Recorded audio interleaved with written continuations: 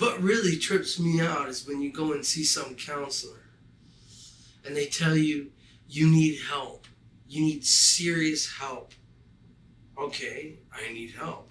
I need serious help. So I go to some psychiatrist who just sits there with their finger on their side of their face, listening to everything I'm saying about my life. Now I'm stuck with a social worker who says I'm charming, magnetic, good-looking, but that's not going to work here. I said, I'm not a killer or anything, and she said, well, neither was Ted Bundy in the beginning, or neither was Jeffrey Dahmer. And she said I have potential to be something that's, I'm scary. She said I was scary, which kind of I liked, and then I kind of didn't. I kind of took it as an insult. And, she's telling me these things, and I'm feeling insulted, but then it's like feeding my ego or something, or feeding my evil side or something, and I'm like getting off on it, I ended up with a roommate who did cocaine. It was just probably even more dysfunctional with himself or whatever, and it didn't really bother me. I mean, what the fuck did I care? I'm dysfunctional, so I get along better with dysfunctional people. I end up with that. He can't pay his rent, so I have to move out, so I end up just running into some old John that I knew when I was 19, and went to his house, and he wanted me to love him. What are you, fucking joking? Love. Crock. All I had to do with him was be there for him. Clean. Live my life. Be happy. Be his boyfriend. I didn't want to be his boyfriend. I wanted a roommate, but I also didn't want to pay the rent.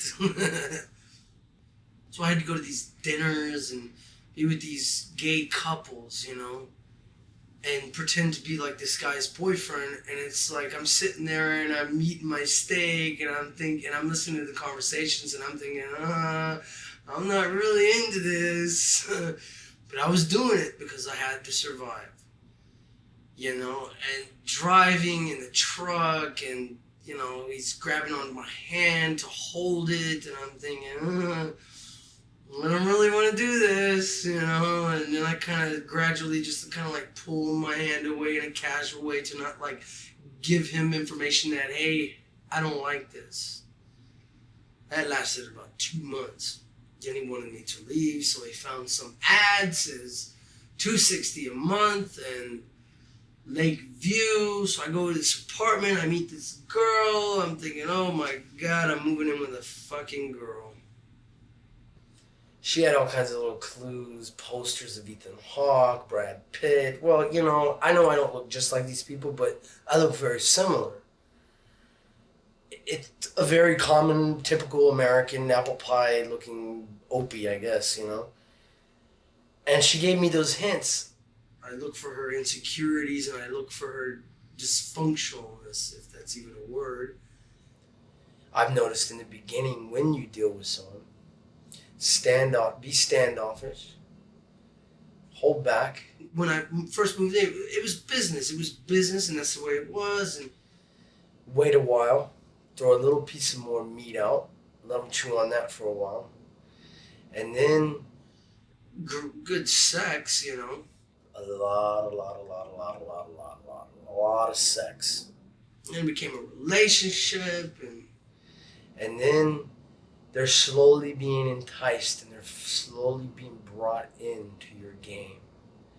And then you throw a big chunk of meat out there and they really are chewing on it, but they're chewing on it and it's too much. It's a big mouthful. So that leaves them disoriented. They're lost, they don't know what to do, so the only thing they can suspect is, I love you. That's the funniest fucking word I've ever heard. I love you. It's ridiculous. No one loves anybody. They all love themselves. Girls are always ambitious. Dinner's here, dinner's there. I want to live here. I gotta do this. I gotta do that. I gotta become someone. I gotta do this. All I want is a house in Long Island. Ooh. I have to become someone successful, executive or something, you know. It was like I felt like she was dissatisfied with what I was doing. I tell her, look, you know, I have to go in, I have to make some money from this guy. You know, just park down the street, and I'll be back in, say, an hour. Just have lunch, whatever, have it on me, and I'll be back and I'll pay for it. She'd sit there, knew what I was doing, knew where I was going, knew what kind of filth I was about to do or whatever. I would go do it. This guy would lick my ass. And he actually came to that. Doesn't make sense. When I was walking from this guy's private officer, I don't know, he paid, I don't know what it was in a basement. And it was just a room with a couch, a coffee table, and a refrigerator. That's all it was. There wasn't even a bathroom. And when I was on my way back there to go meet the chick at the cafe, I just thought, you know, this is really demented, you know. Here I am, I got my girlfriend, or this girl that I'm having sex with, waiting for me after I've done a trick. But when you like someone, that's confusing. And you actually really like them. That catches you off guard when you're used to being the hunter and not the prey, you know. When you like someone, you become very vulnerable. I do. I become very vulnerable and very nervous, very, like I'm talking like this, but when I get around my girlfriend, I have to watch out what I say, watch out what I do. And she has the most filthiest mouth I've ever heard on a woman. I guess it's just because of her accent. Yous is a fucking cocksucking bastard, you still not.